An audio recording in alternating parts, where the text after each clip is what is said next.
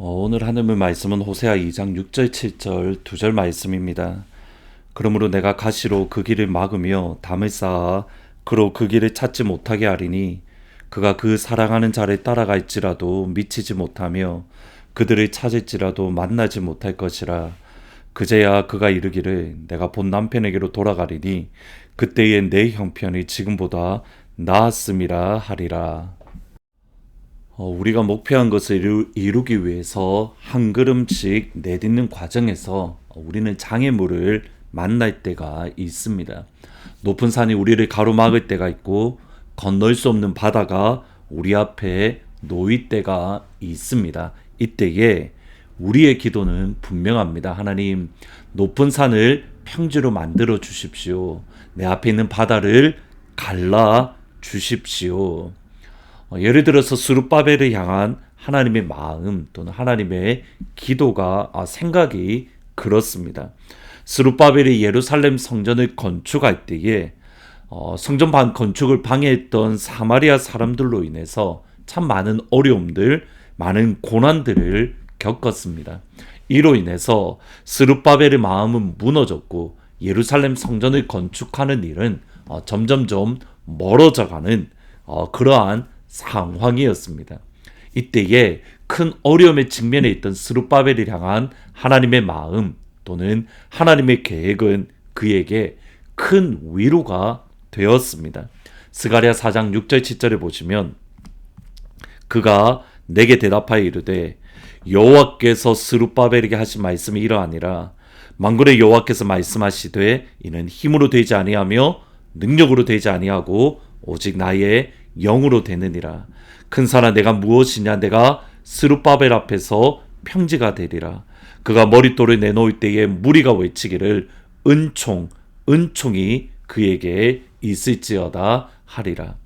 사람의 힘으로 예루살렘 성전을 건축할 수 있지 않습니다. 오직 하나님의 영으로, 하나님의 능력으로만 하나님의 성전을 건축할 수 있고 모든 어려움을 뛰어넘고 성전을 새롭게 만들 수 있습니다.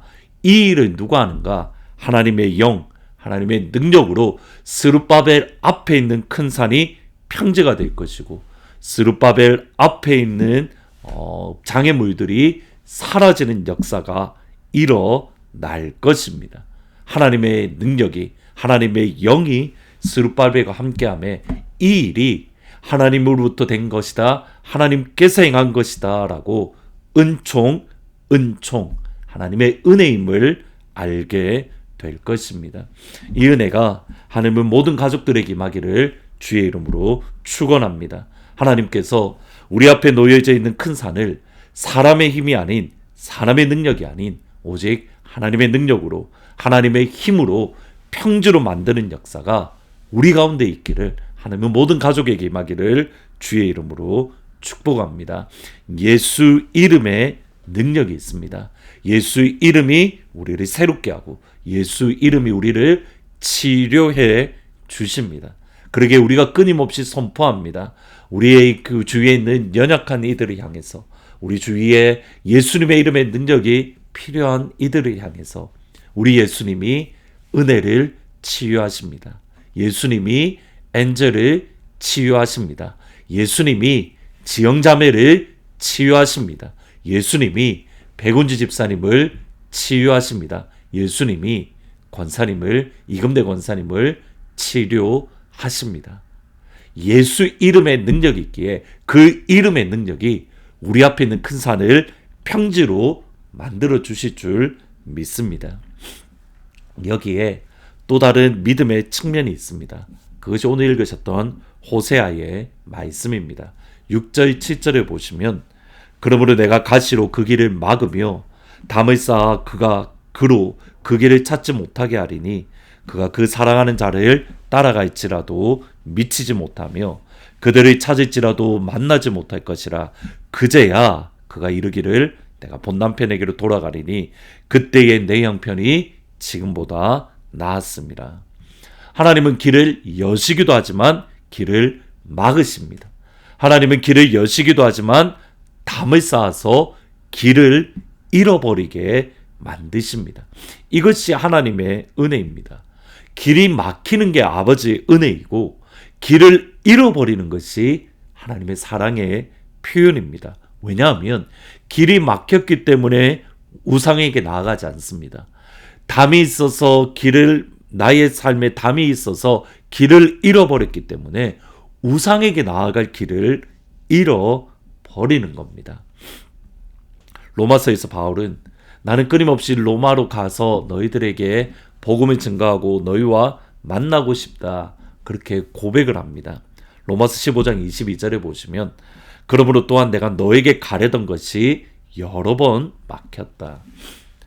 바울이 로마 교회에 이쪽 오면 좋겠는데 그 길들이 한 번 막힌 것이 아니라 여러 번 막혔다라고 말을 합니다. 근데 이 막힘이 은혜입니다. 왜냐하면 이 막힘 때문에 로마서라는 복음을 하나님께서는 우리에게 전해주셨기 때문입니다.